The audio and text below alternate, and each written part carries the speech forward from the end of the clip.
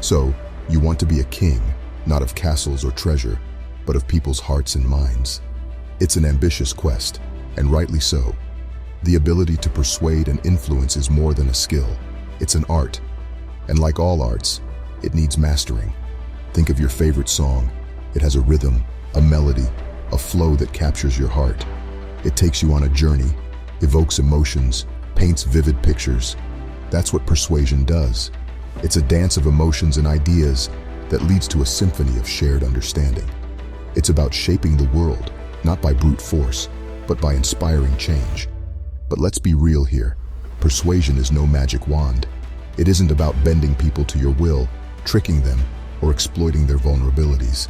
If you're looking for quick and dirty manipulation tactics, you're in the wrong place. True persuasion is about guiding people towards shared goals while respecting their motivations and emotions. And don't forget, this is not just about them. It's about you. Your actions, your values, your state of mind, they all play a role in this dance. When you're authentic and aligned, people will sense it, and they'll be more likely to join you on this journey. That's the path of a true king, leading his people not with iron fists, but with empathy, respect, and understanding. It's a path of power, yes, but also of responsibility. Because when you can sway hearts and minds, you can shape destinies. So, are you ready to step onto this path and embrace your power as a king? Let's find out. Every great building stands on a solid foundation, and the art of persuasion is no different. But here's the twist. This foundation isn't built from concrete or stone. It's built from understanding, an understanding of the people you aim to influence. People aren't chess pieces to be moved around a board at will. They're complex beings with their own reasons, motivations, and desires. They don't act because you want them to. They act because they want to. They're driven by what matters to them, what makes them tick, what lights that fire within. And if you want to influence them, you need to tap into that. This means diving deep, going beyond surface-level desires, and digging into what truly motivates them. Are they seeking validation? Are they yearning for change? Do they crave stability? Or are they chasing after growth? Understanding these driving forces is your first step towards effective persuasion. But don't confuse understanding with exploitation. This isn't about pulling strings from the shadows or manipulating people into submission. That's the path of a tyrant, not a king. A true king respects his people, values their autonomy, and cherishes their trust. Your job isn't to trick people into doing what's good for you. It's to show them how your vision aligns with their interests. It's to guide them towards a shared goal, a shared dream, a shared victory. And for that, you need not just their minds, but also their hearts. So take the time to understand, to listen, to empathize. See the world through their eyes, feel their desires, their hopes, their fears. Earn their trust, win their respect, and they'll follow you, not out of obligation, but out of genuine belief in your vision. That's the foundation of true persuasion, understanding and respect. So start building. Have you ever tried to lead a group when you're feeling down or frustrated? It's like pushing a boulder uphill, exhausting and seemingly impossible. That's where state control comes into play. Your emotional state is like the compass guiding your ship. It influences your actions, your decisions, your responses. When you're in control of your state, you're in control of your journey. Your confidence and enthusiasm become infectious, pulling others along with you. But let's be real. Controlling your state is not about plastering a fake smile on your face. It's not about suppressing your feelings or pretending everything is fine when it's not. It's about awareness and management. Picture this. You've just had a bad day. You're feeling stressed, annoyed, maybe even angry. And now, you have to persuade someone. If you ignore your feelings and just plow through, do you think you'll be effective? Unlikely. Instead, acknowledge your emotions. Don't shy away from them or judge them. Recognize them for what they are, natural responses to your situation. But don't let them control you. You're the king here, remember? So how do you manage your state? There are countless ways: deep breathing, positive affirmations, visualization, moving your body physiological, and becoming aware of when your body goes into a negative state and breaking the pattern. Find what works for you and make it a habit. Remember, your goal isn't to be eternally happy or perpetually calm. It's to be in control, to choose how you respond rather than reacting impulsively, to guide your ship rather than being tossed about by the waves. Controlling your state isn't just about making you a better influencer. It's about making you a better leader, a better decision maker, a better person. Have you ever shared a glance with a friend and burst out laughing, knowing exactly what they were thinking without a word spoken? That, my friend, is the power of rapport.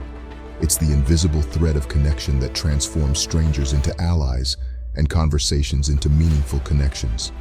When you build rapport with someone, you're not just talking to them, you're connecting with them on a deeper level. You're tuning into their frequency, speaking their language, dancing to their rhythm. It's about making them feel heard, understood, valued. It's about bridging the gap between you and me and creating an us. But building rapport isn't just about nodding along or mirroring body language. It's about genuine empathy and interest. It's about understanding their experiences, their perspectives, their emotions. It's about dropping your judgments and stepping into their shoes. And when you build rapport, influencing becomes less about persuading and more about guiding. You're not imposing your ideas, you're aligning them with their interests. You're not selling a dream, you're creating a shared vision. That's the difference between a salesman and a king, though the very best salesmen create a sense of shared vision for their prospects. Now, building rapport doesn't mean you have to agree with everything they say or compromise your values for the sake of harmony. It's about creating a space where differences are respected and common grounds are celebrated. It's about fostering a sense of camaraderie, a sense of unity, a sense of trust. Remember, people don't care how much you know until they know how much you care. So show them. Listen to their stories, acknowledge their feelings, appreciate their viewpoints. Building rapport isn't a one-time thing, it's a continuous process. It takes patience, sincerity, and authenticity. All right, so you understand the person in front of you. You're in control of your state. You've built rapport. Now it's time to weave those threads together and craft your persuasive argument. Now, what's a persuasive argument? It's not about bombarding with facts and figures or browbeating them into submission. It's about presenting your ideas in a way that aligns with their interests, values, and beliefs. It's about making your case so compelling that they can't help but agree. So, how do you do it? First, you lay out the problem. You want them to feel it, to understand it, to see the need for change. Make it real. Use vivid details, hard-hitting facts, compelling stories. Make them see that the status quo isn't working, that something needs to change. And then, hit them with the pain of staying the same. Show them the costs of inaction, the lost opportunities, the potential pitfalls. Make them want to move away from it. Next, you address their objections. You see, people don't resist change, they resist being changed. So you need to anticipate their reservations, their doubts, their fears, and you need to address them before they even voice them. Show them how your solution aligns with their values, their identity, their self-interest. Now you bring in the social proof. People are social creatures. We look to others for cues on how to behave. So bring in the testimonials, the case studies, the polls, the statistics. Show them they're not alone, that others have walked this path and found it worthwhile. Finally, you paint a picture of a better future. Make them see the benefits, the rewards, the opportunities. Make them feel the joy, the satisfaction, the pride. Make them want to be part of this future. And then, give them a call to action. A clear, compelling, achievable step they can take towards this future. This the same process that great copywriters use in sales. And this process also works when you are face-to-face and present. Remember, crafting a persuasive argument isn't about proving you're right. It's about helping them see that your vision is in their best interest. It's about guiding them towards a shared goal, a shared dream.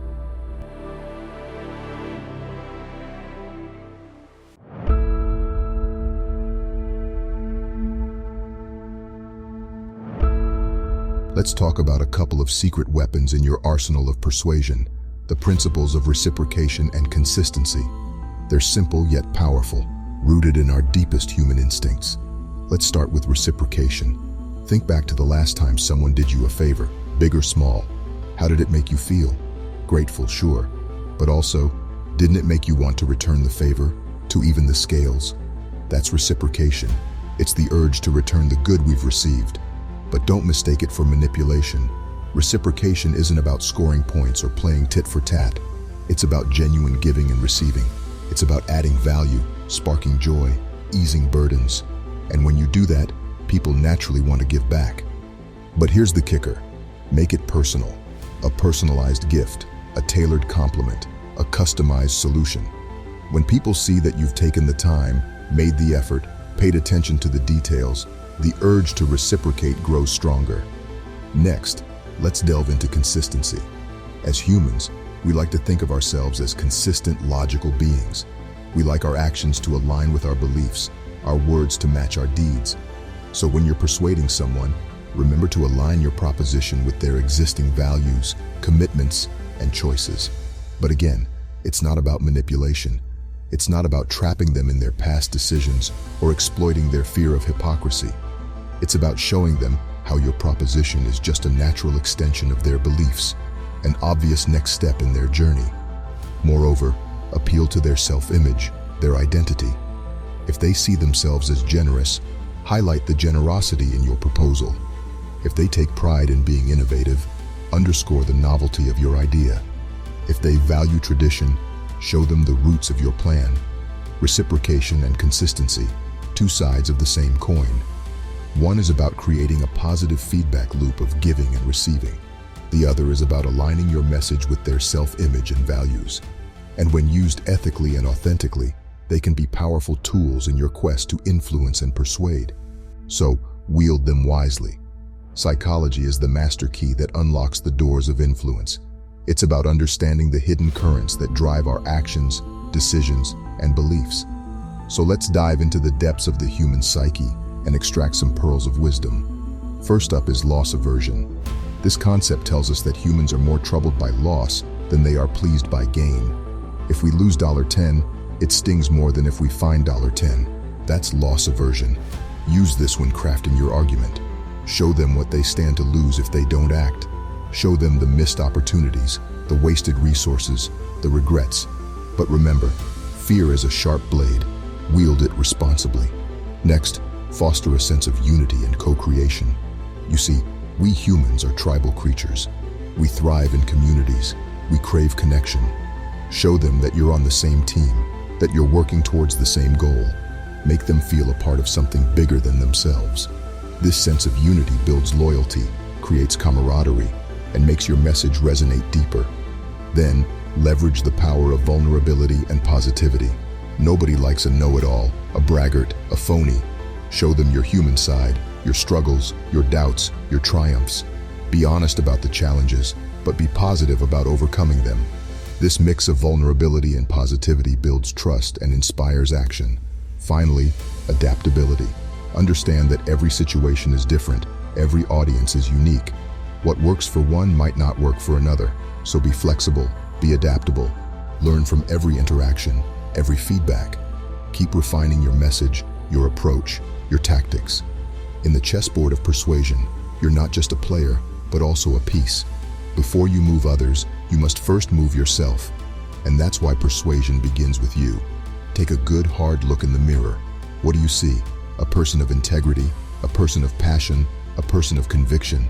These are the traits of a persuasive individual. They aren't something you can fake. People can smell inauthenticity a mile away. And when they do, your words lose their power. Remember that actions speak louder than words. Don't just talk the talk, walk the walk. Show them through your actions that you believe in what you're saying.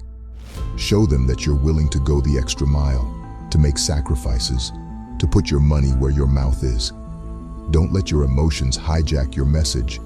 Maintain control of your emotional state. Are you anxious, nervous, irritated? Those emotions will bleed into your message, diluting its impact. Find your center, calm your mind, steady your heart. Emote confidence, passion, conviction. These emotions will amplify your message, giving it a life of its own. Listen, it's easy to spout words, to promise the moon and the stars, but it's much harder to live those words, to deliver on those promises. And that's what separates the truly persuasive from the merely talkative. It's not just about what you say or how you say it. It's also about who you are and what you do. So before you try to move the world, first move yourself. Be the change you want to see. Because remember, persuasion begins with you. So what does it mean to persuade and influence like a king? It's more than sweet talk and flashy speeches. It's about embodying a mindset, a set of values, an attitude. A king does not command loyalty and respect by force or trickery. A king earns it. He leads by example, not by decree. He wins hearts and minds. The same goes for persuasion. So gear up, guys. It's time to embark on this journey. It's time to conquer not territories, but hearts. It's time to rule not with fear, but with respect. It's time to become a king of persuasion. Remember, the true power of a king lies not in his crown, but in his influence. And that, gentlemen, is a power we all can wield.